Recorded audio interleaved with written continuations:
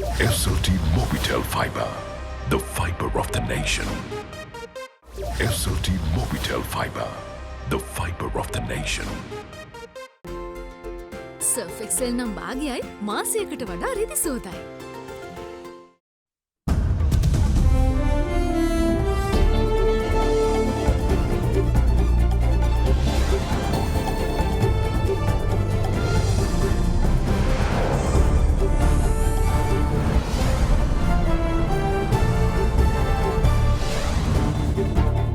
Tonight, differing views. The finance and SEC bills passed in Parliament today amidst opposition accusations, while the government says it's all about amalgamation. We should have to ensure that there is an opportunity to ensure that the government will be able to form one economy instead of having several parallel economies. We are expecting at least $500 million worth of monies to come in. Fingers crossed. The Cabinet co-spokesperson addresses the country's forex issues, says things have potential to get better. We keep our fingers crossed that hopefully things would be better in time to come. Don't count your chickens. Health experts says it's still too early to judge the success of the lockdown despite a slowdown in case numbers. Shaken up.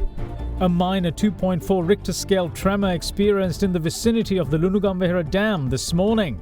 Normally, that type of incident, 20-25 in between, that's what's happening in Sri Lanka per year. All that and much more coming up on First at 9. This Tuesday, the 7th of September 2021. දසනකාන්තී චූර්ණය සහිත lever ආයිෂ් දන්තාලේපය දත්වල ඇති ප්‍රශ්න 10ක් වලකයි. From AdaDerana, this is AdaDerana First at 9. Live from Studio 24 in Colombo. Good evening and welcome to First at 9. I'm Dhammika Kanayaka. Now, the opposition took aim at two bills that were eventually passed in Parliament today, namely the much-vaunted Finance Bill and the Securities and Exchange Commission Bill, accusing the government of opening the door to large-scale money laundering and of stripping independent entities of their ability to take action against any abuses of stock markets. Now, responding to these claims, State Minister of Money, Capital Markets and State Enterprise Reforms, Ajit Nimad Cabral, said that any amnesty provided to individuals to legitimise undisclosed assets will only serve to amalgamate the unofficial and official economies existing in the country. He added that the government expects to benefit to the tune of $500 million through this scheme. The government's finance bill that seeks to enable individuals to voluntarily disclose previously undisclosed taxable supplies, income and assets was debated in Parliament today and was passed with amendments by a majority vote. In addition, the Securities and Exchange Commission of Sri Lanka bill, which was also taken up for debate, was also passed with amendments sans a vote. Addressing today's debate, Samaga Jana Balawegaya parliamentarian Dr. Harsha De Silva accused the government of tailoring the bill to benefit its close associates and open the door to large-scale money laundering. මේකෙන් අපිට හිතනවා මේ හිතවත් කට්ටියට බදු පැහැර හැරින්න අවස්ථාවක් ලබා දුන්නාද කියලා. අනිත් පැත්තෙන් අහන සාධාරණ ප්‍රශ්නයක් තමයි ගරු මුදල් ඇමතුමා මේ මුදල් විශුද්ධීකරණ වැඩපිළිවෙලට මේ හරහා සම්බන්ධ වෙන්න පුළුවන්ද කියලා පුද්ගලයන්ට. වංචනිකව බදුනකවා සුවිශාල ධනයක් එකතු කරපු අයට තමයි මේ සහන ලැබෙන්නේ. දැන් උදාහරණයක් හැටියට වැට් එක ගැන කතා කරනකොට ඔබතුමා කිව්වා පොඩි මුදල්ලාලියක් ගන්න නෙමෙයි මම මේ කියන්නේ. ලොකු විශාල ව්‍යාපාරිකයෝ එහෙමත් නැත්නම් නිෂ්පාදකයෝ ඒ වැට් එක ගෙවලා නැත්නම් ආණ්ඩුවට මේ හරහා ඔවුන්ට ඒ බදු නිදහස ලැබෙනවා. එතකොට ඔබතුමා කියපු කතාව සම්පූර්ණයෙන්ම විකෘති වෙනවා මෙතනදී. මොකද පොඩි මිනිස්සුන්ගෙන් එකතු කරපු බද්ද අවසානයේදී ඒගොල්ලෝ පිටරටවල් වල ආයෝජනය කරලා කාලයක් තිස්සේ භුක්ති විඳලා ඒක සම්පූර්ණයෙන්ම 100ට එකක පොලියක් ගෙවලා ඒ කට්ටියට බදු පැහැර හරින්න අවස්ථාවක් මේකෙන් සැලසෙනවා. එතකොට ගරු ඇමතුමා ඒකෙන් ලංකාවට කිසිම ආයෝජනයක් ලැබෙන්නේ නැහැ.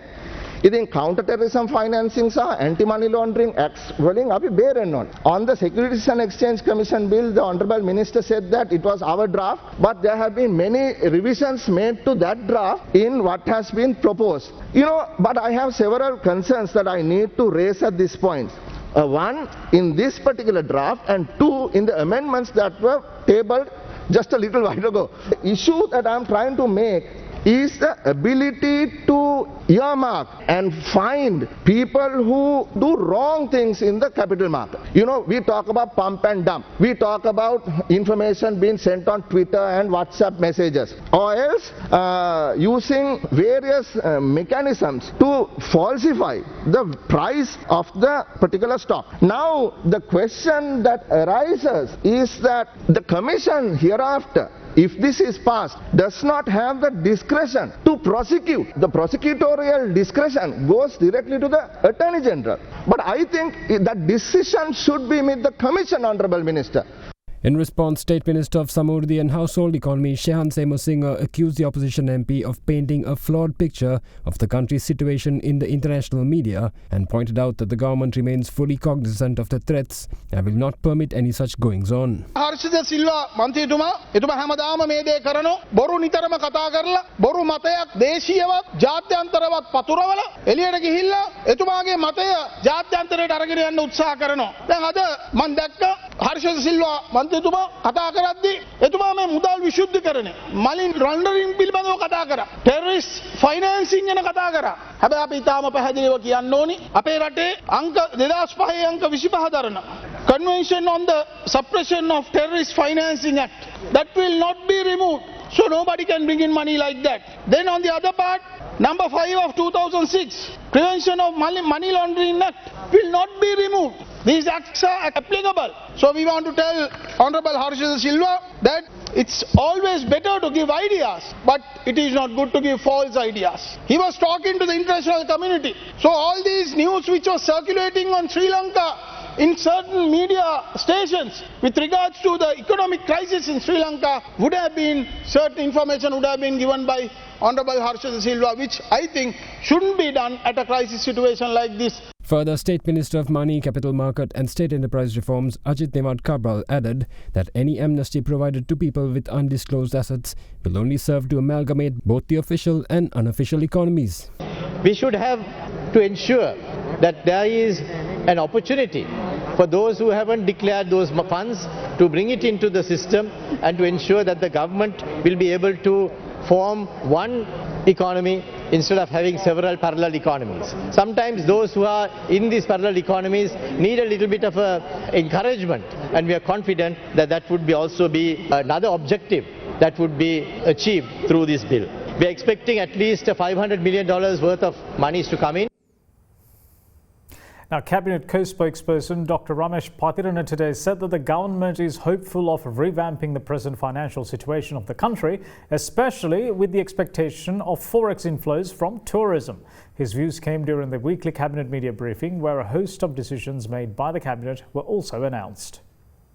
During the Cabinet media briefing today, it was put to the Cabinet co-spokesperson Dr. Ramesh Patirana that importers struggle to source dollars and that it could lead to a crisis. We have been encountering this foreign currency issue for some time. Firstly, because we lost that income from the tourism industry. Annually, we used to get about $4 billion. 2020 and 2021, we have lost that income, which is coming up to about $7 to $8 billion. Yes, we are facing a foreign currency issue, but we are hopeful that we should be able to revamp this situation. The pressure would be eased off in weeks to come because we have settled we've paid the due loan, and also we are getting assistance from the other quarters. Currency swaps are in place. We keep our fingers crossed that hopefully things would be better in time to come, and we should be able to provide necessary facilities to the importers in time to come. The Cabinet meanwhile had yesterday approved a proposal to provide lands belonging to the National Livestock Board and other government entities which are presently unused recommended investors for the purpose of development as modern dairy farms. The land is to be provided on a lease of 30 years. With the country's milk production only meeting 40% of the demand, the move is made to enhance the local milk production. අපි බලාපොරොත්තු වෙනවා මේ සතුන් 4200 රටට ආනයනය කරලා මේක රටේ ජාතික කිරි නිෂ්පාදනයට දායක කරගන්න ඒ සඳහා වසරකට මිලියන ලීටර් 22ක් මේ වැඩසටහන හටතේ ක්‍රියාත්මක කරන්න බලාපොරොත්තු වෙනවා. 160ක් කිරිපිටි ආනයනය කරනවා. අපි අවුරුද්දකට $$ මිලියන 365ක් කිරිපිටි ආනයනය කරනවා. අපි පෞද්ගලික අංශයත් එක්ක මේකට රජය කිසිම ආයෝජනයක් කරන්නේ නැහැ. මිලියන 8275ම වියදම් කරන්නේ පෞද්ගලික අංශය. මේ සඳහා විදේශ ආයෝජකෙක් ඉන්නවා. දේශීය ආයෝජකයන් 4 දෙනෙක් ඉන්නවා. මේක අවුරුදු 5ක් ඇතුළත මේ සතුන් ප්‍රමාණය 25 Under the proposal, 700 acres belonging to the NLDB's Nikavarattiya farm will be given to the HBKIR International Access Group Private Limited and 60 acres to Passara Logistics Institute. Meanwhile, 811 acres of the Galabodavatta estate and the Mount Jean estate of the Estate Development Board will be allocated to Farms Pride Private Limited. 200 acres and 150 acres respectively owned by Deltora Estate and Great Valley belonging to the Janata Estate Development Board will be handed over to the Hillside Agro Private Limited. Further 250 acres of the Kotukachiya farm belonging to the NLDB is to be leased to the Gamma Pisa Craft Lanka Private Limited. During the cabinet media briefing, the Minister of Agriculture also explained as to why the land was allocated in this fashion.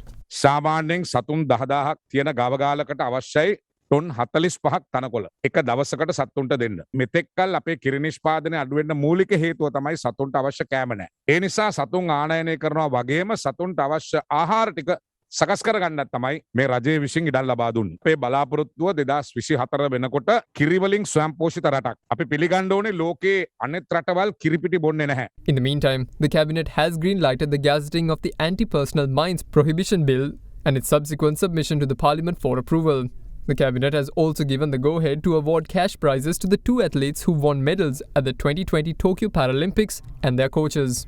Dinesh Priyantha Herath won gold with a new world record in the men's javelin event in F46 category, while Samitha Dulan Kodituwaku won bronze in the men's javelin event in the F64 category. The establishment of technology parks in the districts of Galle, Kurunegala, Anuradhapura, Kandy and Batticaloa had been proposed through the 2021 budget, and the cabinet yesterday had given approval to take further steps to implement the proposed project. Sri Lanka's daily COVID caseload has been declining over the past days. The daily deaths too have marginally reduced after the country was brought under a lockdown. But health authorities are urging the people not to jump the gun just yet. Spokesperson of the Ministry of Health, Dr. Hemantha Herath, said today that it is too early to draw conclusions on the possible success of the current curfew. The decision by health authorities to impose a quarantine curfew across the island on the 20th of last month was done with the intention of seeing a reduction in the country's daily COVID caseload and deaths. However, since the daily caseload passed the 5,000 mark on the 22nd of last month and continued to stay above that mark for 10 consecutive days, there now seems to be a gradual decline. So much so that yesterday's caseload was 3,182. Though on the surface of things, this is very good news. The Ministry of Health suggests that this is not the time to jump the gun. මේ මොහොත වෙනකොට අපි දන්නවා දිනපතා වාර්තා වෙන රෝගීන්ගේ සංඛ්‍යාවේ යම් අඩුවක් දකිනවා. නමුත් අපි දන්නවා මේ මොහොත වෙනකොට අතිවිශාල ඇන්ටිජන් පරීක්ෂණ සංඛ්‍යාවක් කරමින් හොයාගන්නා රෝගීන් වාර්තා වෙන එක ප්‍රමාද වෙනවා. අපිට අද දිනේදී වාර්තා වුණේ 3000 ගණනක් ඇන්ටිජන් පරීක්ෂණ. නමුත් වෛද්‍ය සැපයුම් අංශය දිනපතා 35000 ඉක්මෝලා ඇන්ටිජන් පරීක්ෂණ කට්ටල රටට බෙදා හරිනවා. ඒ තත්ත්වය යටතේ මේ කෙරෙන අය අතරින් ලබා ගන්නා වූ පොසිටිව් ලෙඩ පිළිබඳව තොරතුරු සමහර වෙලාවට දිනපතා ලැබෙන්නේ නැහැ. අපිට බැලු බැලමට පෙනෙනවා මේ වෙන විට දිනපතා වාර්තා වුණු රෝගීන් සංඛ්‍යාව ක්‍රමානුකූලව අඩු වෙලා තියෙනවා. ඒ පිළිබඳව නිගමනයකට එන්න තවම කල් වැඩි. හැබැයි අපි දන්නවා තවමත් අපේ මරණ සංඛ්‍යාව පිළිබඳව අපිට නම් සෑහීමකටපත් වෙන්න පුළුවන් කමක් නැහැ. It was due to rising cases in the country that the Sri Lankan health authorities took measures to implement a home treatment system in order to reduce the burden on hospitals and other dedicated COVID treatment centres. Officials confirmed that the program has seen over 39,000 people recovering from the virus, while no fatalities have occurred so far. As such, Director of the Family Health Bureau Dr. Chitramali De Silva says that even expectant mothers can be part of the program. Home quarantine is allowed for pregnant mothers as well if they do not have any respiratory problems and also if they don't have any high risk conditions or comorbidities, but there has to be a proper supervision by the health authorities. Public health midwife and the MOH office staff, they should have a close communication on regular basis to see whether this pregnant mother is having any complications or any problem. If so, they have to be evacuated for hospital quarantine. So otherwise, even the pregnant or the postpartum mother after the delivery are now being discharged early to be with the family so that they will be more comfortable with the home setting rather than in a hospital. In the meantime, the Director of the Family Health Bureau once more urged expectant mothers to get vaccinated to prevent any complications during childbirth and possible death from the virus. She revealed that 70% of expectant mothers have been vaccinated so far. Meanwhile, the Ministry of Health said today that until there is a solid recommendation by the government's expert committee, no school children will be given the vaccine. Sri Lanka is on the verge of fully vaccinating the country's over 30s population. What's more, persons above the age of 60 are also given special attention in the immunization drive. With this being the case, the focus shifted to the 20 to 30-year age group. Last Friday, immunization of that age group kicked off in the Hambantota district. And yesterday, it was expanded to the Western Province and the District of Galle. Just as it was yesterday, the turnout of the 20 to 30 age group was considerable. Now, the only category of people in the country yet to be brought under the umbrella of the vaccination drive are those below 20 years of age. However, certain factions have been calling to immunize them as well, pointing to some similar efforts in foreign countries. This age group largely consists of school children, which comes to about 4.5 million. With the government hopeful of reopening schools after fully vaccinating the country's teachers, the question whether to immunize children or not has never been a more pertinent question. Still, the Ministry of Health is reviewing the evidence, and certain pediatricians has already written, and there are open letters written to the authorities related to the risk of giving vaccines to younger age group. So therefore, the expert committee is reviewing the current evidence, and probably very soon they will come out with their recommendations with regards to vaccination of school children. However, without concrete or reasonably sound recommendations, this cannot be initiated, because finally we will be endangering the lives of our young children. As of last evening, health officials had fully inoculated 9,414,851 people. Meanwhile, a further 3,408,296 people are still awaiting the second dose of the vaccine. Meanwhile, health authorities have been urging vulnerable groups to obtain the vaccine as quickly as possible of late, in the backdrop of the community transmission of the Delta variant of COVID-19. One such vulnerable group is the expectant mothers. The Family Health Bureau puts the number of expectant mothers to have contracted the virus so far at 5,500, with 40 cases resulting in fatalities. This has been happening now from last 2-3 months, and we have achieved nearly about 70% coverage up to now. There are some more to be vaccinated, and now the vaccines are again available, so they can contact the IMOH office or the public health midwife and then get the place of vaccination and get the appointment and go and get the vaccination. And also, even after getting the vaccination, they should practice all personal protective measures and not going to do day-to-day work outside. Big 3.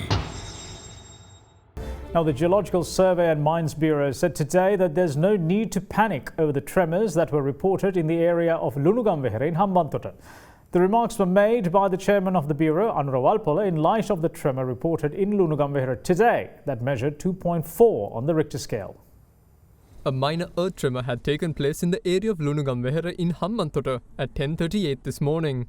The Geological Survey and Mines Bureau reported that the tremor had marked 2.4 points on the Richter scale. This, however, isn't the first time a tremor of this sort had been reported in the Hambantota district.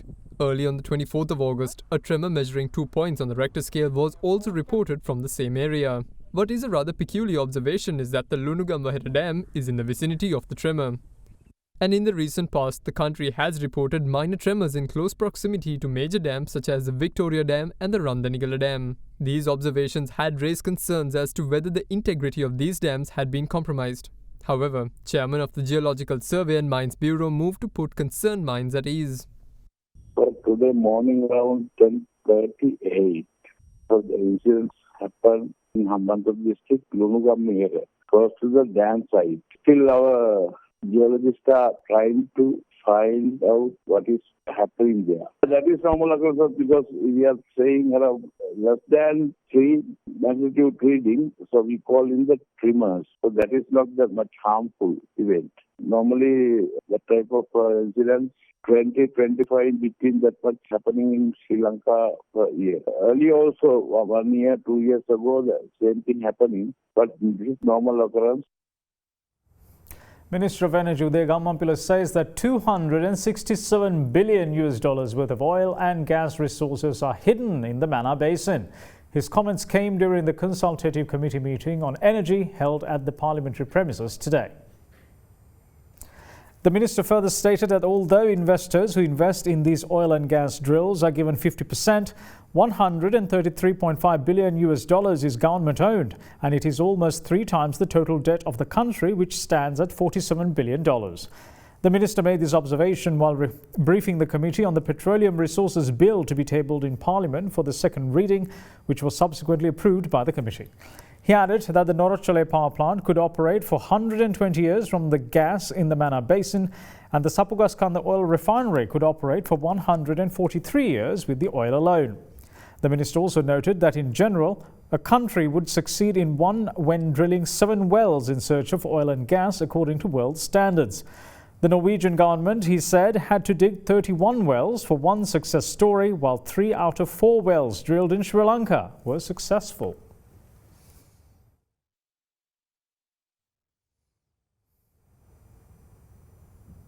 After a continued rejection of the payment of the proposed 5,000 rupee allowance this month, teacher and principal trade unions are now calling on the government to utilise the estimated 2.6 billion rupees on providing online education facilities to students instead. The island-wide strike by the unions has now reached its 58th day, as students remain stuck in limbo with no classes online or otherwise. The Cabinet of Ministers have decided to include the 5,000 rupee allowance proposed by the Cabinet Subcommittee to this month's teacher and principal salaries and to approach the resolution of their salary anomalies in 3 stages. දාල නිශ්චිත යෝජනාව 2022 වසර සඳහා වන අයවැය ලේඛන නොවැම්බර් මාසයේදී මුදල් ඇමතුමා පාර්ලිමේන්තුවේ ඉදිරිපත් කරනකොට ඉදිරිපත් කරනු ඇති. එතෙක් තමයි ඔවුන් කරන ලද විශේෂයෙන්ම අන්තර්ජාලය හරහා ඉගැන්වීමේ කටයුතු ඇතුළු කරුණු වෙනුවෙන් සහනයක් හැටියටත් දිරි දීමනාවක් හැටියට තමයි ඔවුන්ට අන්තර් දීමනාවක් හැටියට මාසයකට රුපියල් 5000ක දීමනාවක් ලබා දෙන්න යෝජනා කළේ. ඒක මේ මාසෙ වැටුපට ඔවුන්ට ලැබෙනු ඇති. ඉතින් අපි විශ්වාස කරනවා ඉතාම අපහසු කාල සීමාවක ආර්ථිකමය වශයෙන් හැකියාවක් නොමැති වුවත් මේ රටේ අධ්‍යාපන ක්ෂේත්‍රය පිළිබඳව මේ රටේ ලක්ෂ 40කට අධික වෙච්ච දරුවන්ගේ අනාගතය පිළිබඳව රජයේ වගකීතු රජයක් හැටියට කටයුතු කරන ගමන්ම මේ රටේ ගුරු මෑණිවරුන් පියවරුන් මුහුණ දෙන අපහසුතාවයන් සැලකිල්ලට අරගෙන තමයි රජයට හැකි උපරිමයෙන් මේ කටයුත්ත කරන්න ලෑස්ති වෙලා ඉන්නේ. ඒ නිසා අපි විශ්වාස කරන මේ රටේ ගුරු මෑණිවරුන් පියවරුන් විදුහල්පතිවරුන් එම යෝජනා පිළිගෙන නැවත සේවයට වාර්තා කරයි කියලා අපි සෑම කෙනෙක් විශ්වාස කරනවා. However, trade unions representing teachers and principals have, while rejecting the allowance, called on the government to instead use the 2.63 billion rupees that will go towards the payment of the allowance to provide online education facilities for the country's students.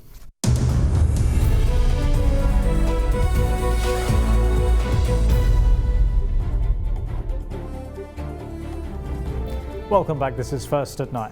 Now, Sri Lankan shares fell over 1% today, hurt by losses in the financial and consumer staple sectors. The CSE All Share Price Index ended 1.46% lower at 9,092.74 points at the closing bell, while the S&P SL20 Index of more liquid stocks fell 34.72 points to close at 3,417.69. Now, here's Dimantha Matthew with a brief report on today's market performance. The market was on a negative note today, following up from yesterday. Sizably large decline was experienced today, about 135 points. So market is still managing to stay above the 9,000 mark, today closing at 9,092 points, while the S&P SL20 index was also down by around 34 points. So overall it was a rather a negative day where we saw a bit of profit taking, and overall there was selling pressure across the board with the retail segment taking profits on selected counters that had significantly moved up in value over the last 2 to 3 weeks. So overall we saw the transportation sector and the capital goods sector topping the turnover list, both having a lot of selling pressure. However, interestingly, we saw significant amount of buying interest coming into the banking sector.